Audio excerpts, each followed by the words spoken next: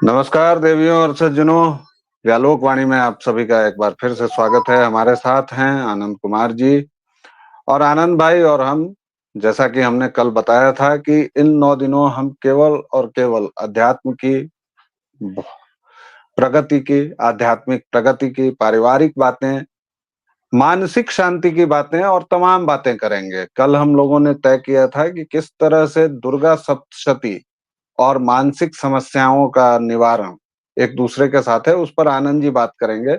आज देवी ब्रह्मचारिणी की पूजा होती है, द्वितीय स्वरूप है माँ का।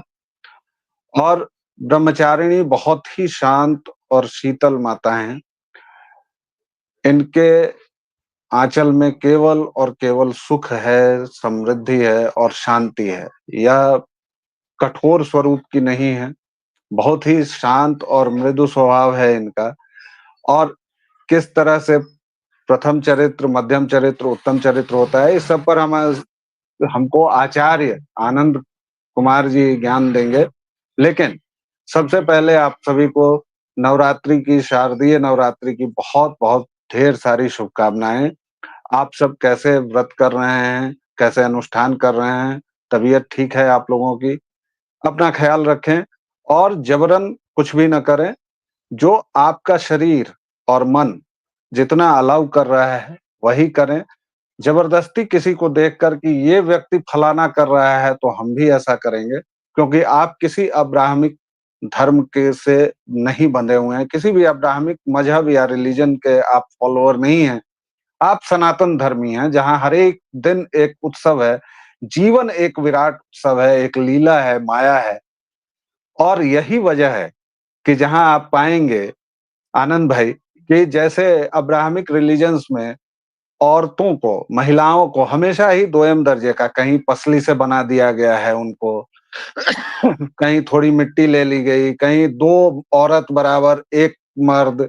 अगर किसी मर्द ने चार कुछ चार किया है, चार चार चार चार हाँ, तो 4 जो औरत गवाही वाला बराबर जो 1 मामला मर्द। होता है वो जी, चार गवाही वाला। चार के बराबर है। लेकिन सनातन धर्मी होने पर गौरव मुझे इसलिए होता है कि हम नारी की पूजा करते हैं।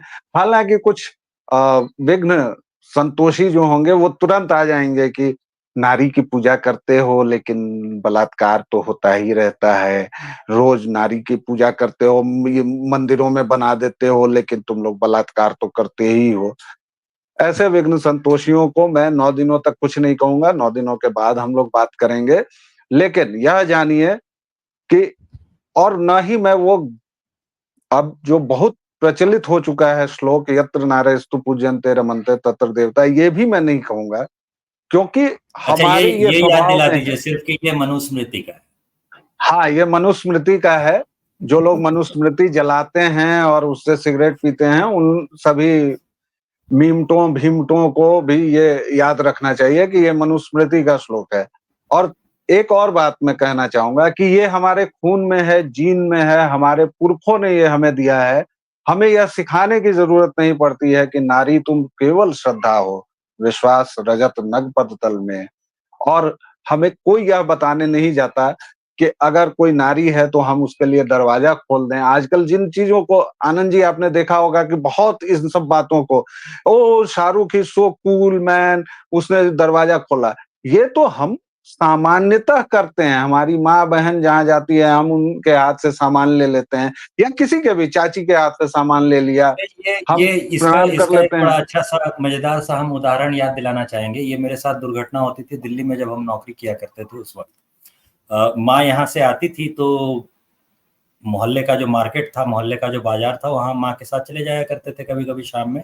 और आस पड़ोस की जो आंटियां थी, वो माँ जो 10 दिन 15 दिन रहती थी, उतने में मुझे पहचानने लगी थी कि भाई ये जो लड़का है ना, ये माँ के हाथ से झोला ले लेता है और माँ के साथ शॉपिंग करने जाता है। तो ये उन लोगों के लिए बिल्कुल ही विचित्र सा कंसेप्ट था, बिल्कुल ही उनको नया कुछ देखने को मिला था। इसलिए पूरे पूरे मोहल्ले की जो महिलाएं थी वो मेरी शक्ल पहचानती थी कि ये लड़का जो है ये ऐसा करता है। और तो जबकि ये बड़ा ही और विचित्र होता था। और जबकि और ये ये 10 हमारे साल लिए पहले की बात, बिल्कुल, और ये जबकि हम ये लोग के लिए हमारे बिल्कुल लिए सामान्य बात। सामान्य सी बात है। ये हम हमें अगर आप याद दिलाएंगे तो हम कहेंगे कोई अच्छा, और याद ऐसा होता है क्या? कोई और याद न दिलाए तो हमारा ध्यान भी नहीं जाता। जी। लेकिन आपसे आचार्य हैं आप, तो आपसे हम उसी पर बात करेंगे क्योंकि मानसिक समस्याओं का बहुत ज़ोर सुन रहे हैं। आपने कल कहा था बातचीत के क्रम में कि हम इसी पर बात करेंगे कि दुर्गा सप्तशती की शुरुआत ही जो होती है और वो मानसिक समस्याओं के आलोड़न से और कैसे है, इस पर थोड़ा हमारे दर्शकों श्रोताओं को बताएँ। जी, तो हम लोग दुर्गा सप्तशती की बात कर रहे थे, तो दुर्गा सप्तशती की जो कहानी शुरू होती है जहाँ पर, तो कहानी की तरह है और हम अक्सर लोगों को कहते हैं कि और कुछ नहीं तो कहानी की तरह पढ़ लो। तो अगर आप इसको कहानी की तरह पढ़ने जाएँगे तो आपको पता चलेगा कि ये जो शुरू होती है कहानी, वहाँ पर सूरत और समाधि लो नाम के 2 लोगों की मुलाकात होती है। इसमें से जो सूरत हैं, वो राजा हैं और समाधि जो है वो एक वैश्य है यानी व्यापारी है। अब है कहना भी बहुत उचित नहीं होगा। है कहना इसलिए उचित नहीं होगा क्योंकि सूरत नाम के जो राजा थे, वो कोला नाम के कुछ दूसरे राजा जो थे, उन्होंने उन पर हमला कर दिया था और उनकी सेनाएं कम थी। उसके बावजूद राजा सूरत जो थे वो युद्ध में हार गए थे।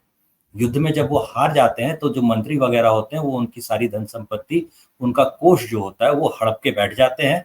और चूंकि राजा के पास अब कुछ भी नहीं बचा था, युद्ध वो हार चुके थे, कोष उनका हड़पा जा चुका था, तो वो घोड़े पे बैठ करके जंगल में आ गए होते हैं। और दूसरा जो समाधि नाम का जो वैश्य होता है, उसकी स्थिति भी कुछ वैसी ही होती है। उसके संबंधियों ने, उसके बच्चों ने उनका सारा जो पैसा था, सारी संपत्ति जो थी वो हड़प ली थी और सब कुछ उनका जा चुका था उनके पास से। अचानक से वो गरीब हो गए थे, बिल्कुल दरिद्रता की स्थिति में आ गए थे, कुछ भी नहीं था उनके पास, तो वो भी वन में आ गए थे और ऐसे 2 लोगों की मुलाकात होती है। तो कई बार जो हमारे साथ ऐसा होता है, कई बार जो लोगों को लगता है कि हाँ, मेरा तो सब कुछ खत्म हो गया, ये तो बिल्कुल एंड पे हम पहुंच गए, जहां पर पहुंचकर कई बार लोग जो है वो सुसाइड करने की सोचने लगते हैं, आत्महत्या करने की सोचने लगते हैं। ऐसी कई घटनाएं अभी हाल फिलहाल में हुई है कि नौकरी चली गई, अब तो इतना इतना लोन है मेरे ऊपर, कैसे चुकाऊंगा, और इस चक्कर में पूरे पूरे परिवार ने आत्महत्या कर ली। ऐसी घटनाएं हुई हैं और यहाँ पर जो कहानी शुरू होती है वो ऐसे ही 2 लोगों पर शुरू होती है जिन 2 लोगों का सब कुछ खो चुका है। और यही 2 लोग जो होते हैं वो देवी की शरण में पहुंचते हैं। जब ये लोग एक ऋषि के आश्रम में, जो कि ऋषि का आश्रम वहां पास में उनको कोई दिख जाता है और उस आश्रम में वो लोग पहुंचते हैं और वो ऋषि से हल पूछते हैं, तो ऋषि जो बताते हैं उसमें भी जो बातचीत आप सुनेंगे या पढ़ेंगे तो आपको यही पता चलेगा कि ये लोग क्या कर रहे हैं। तो बिल्कुल उनकी जो मानसिक स्थिति है वो आपको पता चलेगी।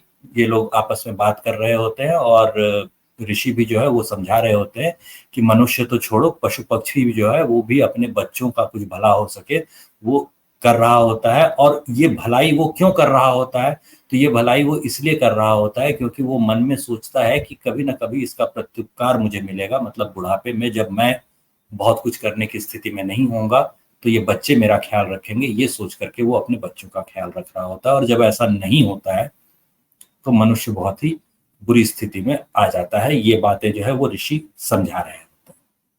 तो ये जो मानसिक स्थिति वाली बात है वो यहाँ पर लागू हो जाती है। अब ये मानसिक स्थितियां जो होती हैं वो उत्पन्न कैसे होती हैं, तो कहानी में जब आप थोड़ा और आगे बढ़ेंगे तो पहला चरित्र जो है, पहला अध्याय जो है वो मधु और कैटभ नाम के 2 राक्षसों के वध की कहानी है। अब यहाँ पर नामों पर आप गौर कीजिए। तो नामों पर गौर करने पर आपको पता चलेगा कि एक का नाम मधु है यानी जिसको आप मीठा कह सकते हैं, दूसरे का नाम कैटभ है जिसको कटु से आप समझ सकते हैं, कटु यानी कड़वा। और ये दोनों जन्म कहाँ से लेते हैं, तो जन्म लेते हैं ये विष्णु के कान के मैल से। अब सोचिए कि आपका नुकसान कैसे कैसे किया जा सकता है। अगर आपका आत्मविश्वास कम करना हो, आपको बुरे रास्ते पे डालना हो, आपको कुछ गलत सिखाना हो, तो 2 तरीके होते हैं उसके। एक को हम लोग अंग्रेजी में जिसे हम लोग कहते हैं गैस लाइटिंग। गैस लाइटिंग में क्या होता है कि आपको हर गलती का जिम्मेदार ठहराया जाता है। आप कुछ भी करके आएंगे, आपको कहा जाएगा नहीं कोई बहुत अच्छा काम थोड़ी किया, ऐसा तो कोई भी कर लेता, ये तो कोई भी कर सकता है। तो ये जो गैस लाइटिंग होती है या ये जो खराबी हो गई इसके लिए तुम ही जिम्मेदार हो, हर बात पे कुछ ना कुछ आपको कड़वा ही कहा जाए, तो ये जो कैटअप वाला जो तरीका होता है ये तरीका आपको पता है। दूसरा जो मधु वाला तरीका होता है उसको अगर समझना हो तो आप एक बार याद कीजिए कि एक बड़ी पुरानी सी कहानी आप लोगों ने सुन रखी होगी। इस कहानी में होता क्या है कि एक चोर होता है जिसे फांसी की सजा हो गई होती है, डाकू होता है, और अंतिम समय में वो कहता है कि मैं अपनी माँ से मिलना चाहता हूँ। तो सब लोग कहते हैं ठीक है, अंतिम इच्छा है तो उसको मिलने दिया जाए। माँ आती है मिलने के लिए और माँ को वो कहता है कि पास आओ, तुम्हारे कान में कुछ कहना है। तो जो बूढ़ी माँ होती है वो सोचती है कि शायद इसने जो धन संपत्ति जो चुराई है, इकट्ठा की है, वो कहाँ छुपा के रखी है, वो बताना चाहता है, इसीलिए कान में बात करना चाहता है। तो वो जैसे ही कान अपना पास ले जाती है, वो चोर डाकू जो होता है वो कान ही काट लेता है दांतों से। सिपाही पकड़ते हैं, अलग करते हैं, और फिर उससे पूछा जाता है, राजा पूछते हैं कि भैया फांसी से ऊपर तो तुम्हें कोई दंड दिया भी नहीं जा सकता, ऐसा दंड तुम पाए बैठे हो, और उसके बाद जो तुमने कान काट लिया, और कान भी किसका काटा, तो अपनी ही माँ का काटा, यह हरकत तुमने क्यों की, बताओ भला। तो वो जो डाकू था वो बताता है कि जब मैंने पहली बार चोरी की थी, उसी समय अगर इसने मुझे टोक दिया होता कि तुम गलत कर रहे हो, शुरू में ही मुझे मना किया होता गलत करने से, तो शायद मैं आज इतना बड़ा डाकू नहीं बनता और आज मुझे ये फांसी की सजा नहीं हो रही होती। तो मेरी जी, गलतियों के लिए ये भी जिम्मेदार है, ये समझ में आ सके और लोगों को, इसलिए जी, मैंने इसका कान काट लिया है। तो जी, जब आप मीठा मीठा बोलते हैं, सिर्फ मीठा मीठा बोलते हैं, तब भी मतलब आपसे कहा जाए कि नहीं नहीं, तुम्हारी ये जो बहुत बुरी स्थिति है ना, इसके लिए तुम जिम्मेदार नहीं हो, दरअसल तुम्हारे माता पिता ने तुम्हारे लिए कुछ नहीं किया, समाज ने तुम्हारे लिए कुछ नहीं किया, नेताजी ने, मंत्री जी ने तुम्हारे लिए कुछ नहीं किया, तुम्हारी गलती नहीं है, तुम बिल्कुल सही हो। तुम चोरी करके आ गए, तो चोरी करके आने पर अगर आपसे कोई कह रहा है कि चोरी करके आ गए तो क्या हुआ, जिसके पास से तुमने जी, चुराया था वो कौन सा बड़ी ईमानदारी से पैसा लेकर के आया था, वो भी तो रिश्वत लेता है, तो तुम चोरी कर रहे हो तो कोई गलत नहीं कर रहे हो। तो ऐसी मीठी मीठी बातें बोल करके भी आपको गलत रास्ते पे डाला जा सकता है, आपका आत्मविश्वास कम किया जा सकता है। उदाहरण के तौर पे अगर आपको याद करना हो, तो हम जैसे लोग जो 40 के आसपास के हो चुके हैं, उन सब लोगों को अपने स्कूल के दौर का कोई ना कोई याद आ जाएगा, जो कि इकलौता बच्चा होता था, माँ बाप उसकी हर जिद मान रहे होते थे, हर बात पे उसकी सहमति ही जताई जा रही होती थी, और वो बहुत ही बिगड़ा हुआ और नालायक होता था। कोई भी जी, कक्षा में जो होता है वो उससे बातचीत दोस्ती नहीं रखना चाहता था। तो जी, यहाँ मधु और कैटब, जो कान का मैल, इनको अगर आप जोड़ के देखेंगे तो वहां से आपको समझ में आ जाएगा कि आपका आत्मविश्वास कम किया जा सके, ये सब किया जा सके, बुरे रास्ते जी, पर आपको धकेला जा सके, इसके लिए यहाँ पर आपको इशारा दिया जाता है। और पुराण जो होते हैं वो प्रतीकों में बात करते हैं, इशारे में बात करते हैं, ये आपको समझ में आ सकेगा। जी। तो प्रतीकों में और इशारों में बात की जाती है, और वही पूरी दुर्गा सप्तशती जो है वह प्रतीकों की और इशारों की बात है। इसका एक बड़ा ही प्रसिद्ध उदाहरण मैं अभी आप लोगों के साथ साझा करना चाहूँगा कि रक्तबीज की कथा आती है, और रक्तबीज की कथा जो है देवी की, वह वध करती हैं, और रक्तबीज को वरदान प्राप्त है कि वो जहाँ-जहाँ उसका रक्त गिरता है, वहाँ-वहाँ एक और रक्तबीज 10, 12, 100, 1000, लाखों रक्तबीज पैदा हो जाते हैं। तो माता का क्या स्वरूप वहाँ प्रकट होता है? एक हाथ में खप्पर है, खप्पर यानी वो पात्र है इस तरह का जिसमें वो रक्त को इकट्ठा करती हैं, और एक हाथ से मुंड काटती हैं, रक्त लेती हैं और रक्तपान करती हैं। और इससे हमारे उन तमाम धिम्मी हिंदुओं को भी सीखना चाहिए जो एक मुर्गा कटते हुए देखकर बौखला के और बेहोश हो जाते हैं। हमारी देवी माँ रक्त शोणित का पान करती हैं, और उनको बलि प्रदान भी होता है। हाँ, ठीक है, कई जगहों पर बलि अब बंद हो गई है, और वह एक अलग विषय है कि बलि अच्छी बात जहां है, नहीं बुरी बात जहां है। नहीं बंद हुई है, जहां नहीं बंद हुई है वहां पर हमला जारी है, ताकि परंपराएं हमारी बंद हो जाए। जी, लेकिन वह फिर से एक और अलग वीडियो का विषय है कि बलि क्यों होनी चाहिए, क्यों नहीं होनी चाहिए, और उस पर अभी हम दोनों कोई चर्चा नहीं कर रहे हैं। आनंद जी, आप भी कोई चर्चा नहीं कर रहे हैं। लेकिन जहाँ बलि होती है, वहाँ माँ बलि भी लेती हैं, और रक्त बीज मतलब विचार। आप आज के शहरी नक्सलों को अगर देखें तो वो रक्तबीज ही हैं। आप एक खालिद को बंद करते हैं और पता चला कि 4 और खालिद, एक शर्जील इमाम को बंद करते हैं, 4 शर्जील इमाम हो जाते हैं। संसद में पहुंचे हुए हैं रक्तबीज। उनका उपाय क्या है? उनका उपाय है कि रक्तपान किया जाए। तो क्या आप खड्ग लेकर रक्तपान करेंगे? नहीं, और ना हम लोग ऐसा कह रहे हैं। यानी उनके विचारों को शुष्क बनाना होगा, उनके विचारों को इस तरह से खत्म करना होगा, उस पर बालू डाल देनी होगी। और जो काम अब धीरे-धीरे हो रहा है, thanks to Zuckerberg, thanks to new media, thanks to all kinds of social media, thanks to technological innovations. वरना आजकल आज तक तो हमें उपन्यासकारों को इतिहासकार बताया जाता रहा। आज तक हमें बताया जाता रहा कि पता नहीं क्या-क्या भाई मुगल कभी बिरयानी ले आए, कभी पराठा ले आए। अब मैं ये नहीं समझ पाता हूँ आनंद जी कि जिस रेगिस्तान में ससुर एक चीज नहीं उपजती है, वहां बिरयानी के इतने सारे सामान कहाँ से इकट्ठे हो गए। और बिरयानी जो के सामान छोड़िए, मुर्गा भी भारत का होता है और चावल की खेती भी भारत में शुरू हुई थी।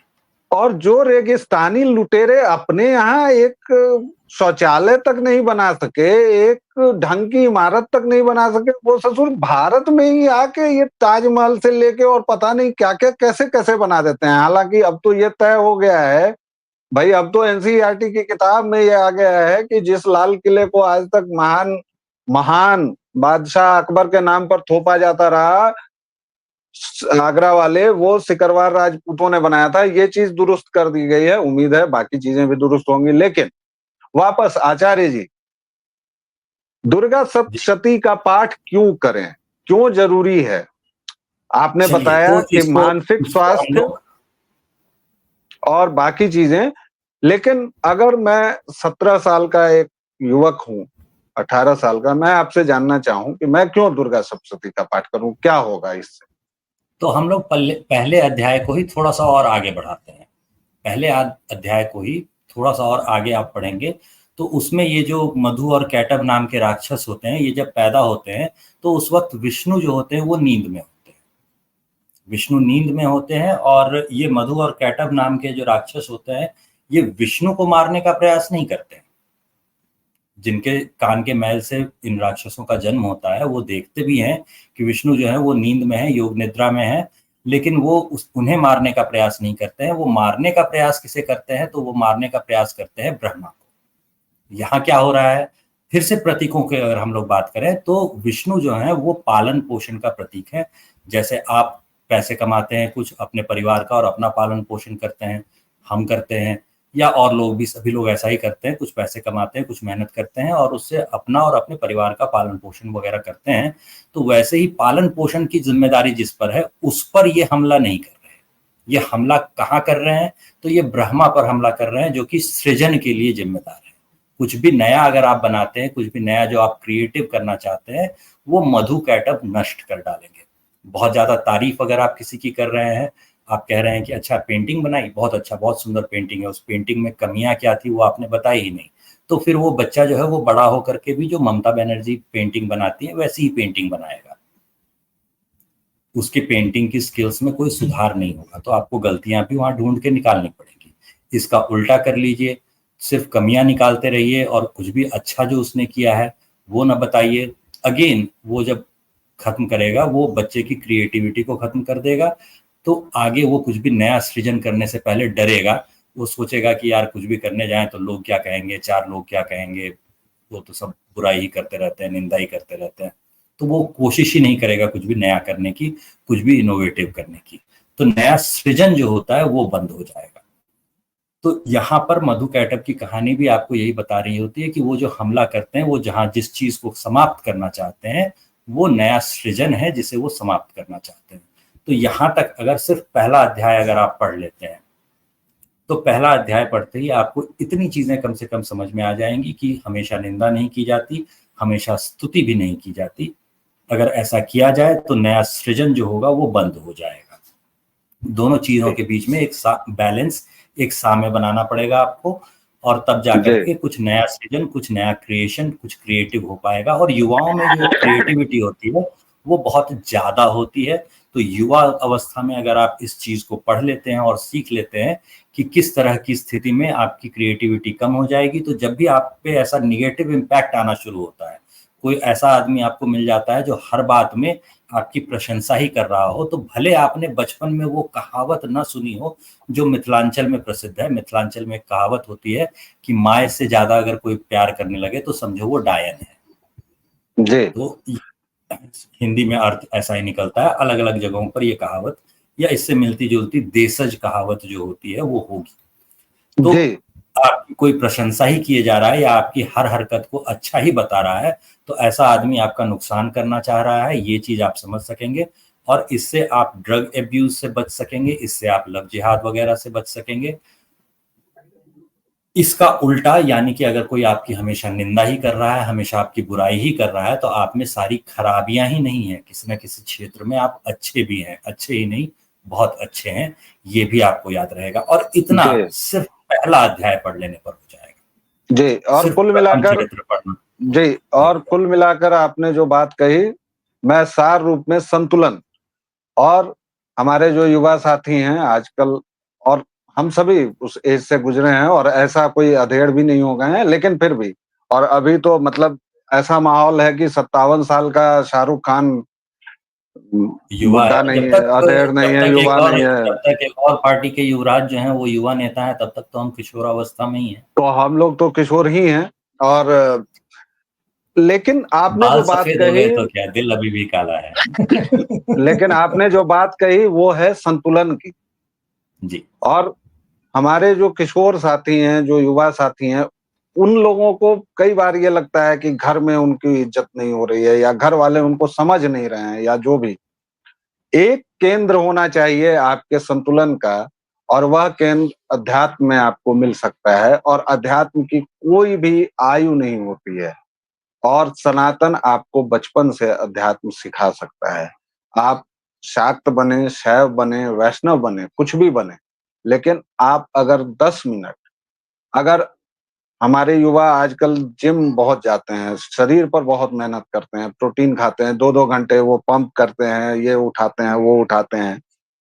अगर आप 2 घंटे अपने शरीर पर दे रहे हैं और 10 मिनट अपने मन पर नहीं दे रहे हैं, मस्तिष्क पर नहीं दे रहे हैं, तो साथियों जान लीजिए कि दिक्कत है, और दिक्कत होने वाली है, बहुत ही अधिक। क्योंकि आपके समय में आपके चारों ओर इतना ज़्यादा कॉम्पिटिशन है, इतनी ज़्यादा प्रतियोगिता है, और आपकी परवरिश ऐसी हुई है कि आपकी महत्वाकांक्षाएँ भी उद्दाम हैं। क्योंकि आनंद कुमार, आचार्य आनंद कुमार पटना में बैठ के बहुत निश्चिंत भाव से रह सकते हैं। उनको नहीं बुलाती है दिल्ली या हैदराबाद या मुंबई। मैं व्यालोक, मैं बहुत आराम से दरभंगा में बैठा हुआ हूँ। कल को मैं दिल्ली में रहूँगा तो भी, लेकिन वो हमारी जनरेशन की वो शिक्षा थी, और वो हमारी जनरेशन में इनबिल्ट था, वो हमारा सॉफ्टवेयर था। क्योंकि हम बचपन से मोबाइल से नहीं घिरे हुए थे, हम बचपन से स्मार्टफ़ोन से नहीं घिरे हुए थे, इसलिए शायद हम थोड़े डम्ब रह गए। और डम्ब को कोट अनकोट समझिएगा। फिलहाल इतना ही। जैसा कि कल भी कहा था, ये 9 दिनों तक हम केवल और केवल आपके मानसिक स्वास्थ्य, आध्यात्मिक स्वास्थ्य पर चर्चा करेंगे। आप प्लीज़ अपने कोई सवाल हो, कोई टॉपिक हो जिसको हम दुर्गा सप्तशती से जोड़ सकें, इस शारदीय नवरात्र के 9 दिनों से जोड़ सकें, उसको पूछिए। आचार्य हैं, इनसे आप संस्कृत से जुड़ा कोई सवाल पूछ सकते हैं, इनसे गीता से जुड़ा कोई सवाल पूछ सकते हैं। प्लीज़ अपने सवाल हमें कमेंट्स में बताइए। किस विषय पर आप सुनना चाहेंगे, उस पर हमसे बात कीजिए। आनंद जी, बहुत-बहुत धन्यवाद, आपने हमें समय दिया। और दर्शकों, श्रोताओं, व्यालोक वाणी पर आप अपना स्नेह और प्रेम बनाए हुए हैं, बनाए रखिए। Please like, share and subscribe. फिलहाल इतना ही। माता रानी की जय। जय सिया राम। जय बाबा।